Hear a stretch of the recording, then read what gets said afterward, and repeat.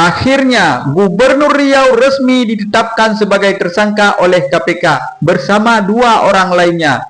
Teman-teman, kita ketahui kemarin ada 10 orang. Kenapa 3 orang yang ditetapkan sebagai tersangka? Teman-teman, inilah yang perlu kita bahas. Apakah ini jebakan kepada Gubernur Riau? Kita tidak tahu, teman-teman. Yang pastinya, ini bukan suap, tetapi ini adalah jatah preman. Kita kan baru mendengar, teman-teman, ada gubernur yang mau minta jatah preman. Apa yang dimaksud dengan jatah preman? Teman-teman, dalam video kali ini kita akan membahas sekilas tentang Gubernur Riau yang sekarang, Abdul Wahid. Oke, kita mulai dengan Bismillahirrahmanirrahim. Alhamdulillah, Allahumma sholli ala Muhammad. Teman-teman sekalian, banyak sekali yang kecewa dalam penangkapan Gubernur Riau, termasuk Ustadz Abdul Somad. Di mana kita ketahui Ustadz Abdul Somad dalam pemilihan kemarin sangat mendukung Abdul Wahid sebagai Gubernur Riau dan dia sudah terpilih. Tapi ini belum berakhir, teman-teman. Baru beberapa bulan dia menjabat sebagai gubernur, langsung kena tangkap OTT lagi, teman-teman. Bahkan dalam penangkapan beliau maksudnya Abdul Wahid sempat lari ke kafe. Ini kita tidak tahu, teman-teman, bagaimana persis terjadinya penangkapan kepada Gubernur Riau. Yang pastinya ada sesuatu ini, ya kan? Kenapa 10 orang yang ditangkap, kok 3 orang yang jadi tersangka? Yang pertama Gubernur Riau Abdul Wahid, yang kedua Kepala Dinas PUPR, yang ketiga orang kepercayaan daripada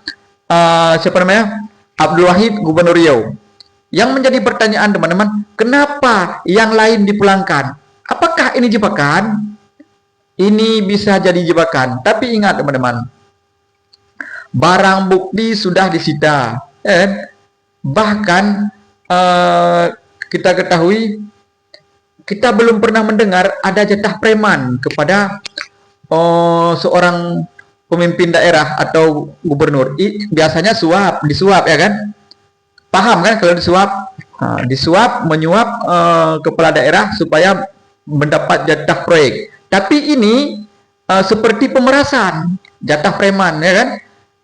Mungkin gara-gara jatah preman ini makanya orang lain tidak ditangkap. Artinya yang lain dilepaskan karena mereka diperas. Artinya yang dibebaskan ini diperas oleh gubernur dan kepala dinas. Nah, teman-teman, inilah politik, teman-teman. Apakah ada keinginan daripada wakil Gubernur Riau sehingga menjebak gubernur? Artinya, jika Gubernur Riau sekarang sudah tersangka, secara otomatis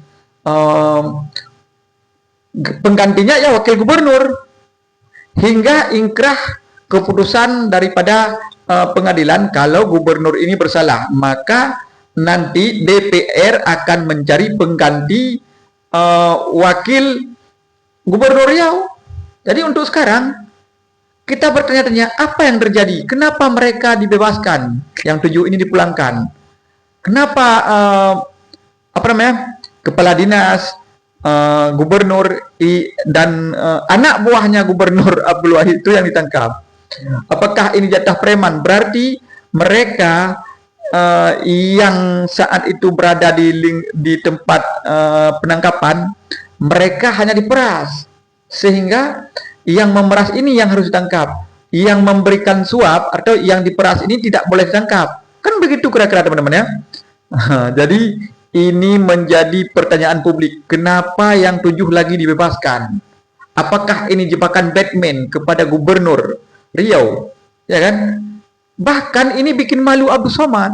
Kenapa? Karena Gubernur Riau ini dikatakan orang baik, anak pesantren. Nah, gitulah kira-kira, teman-teman.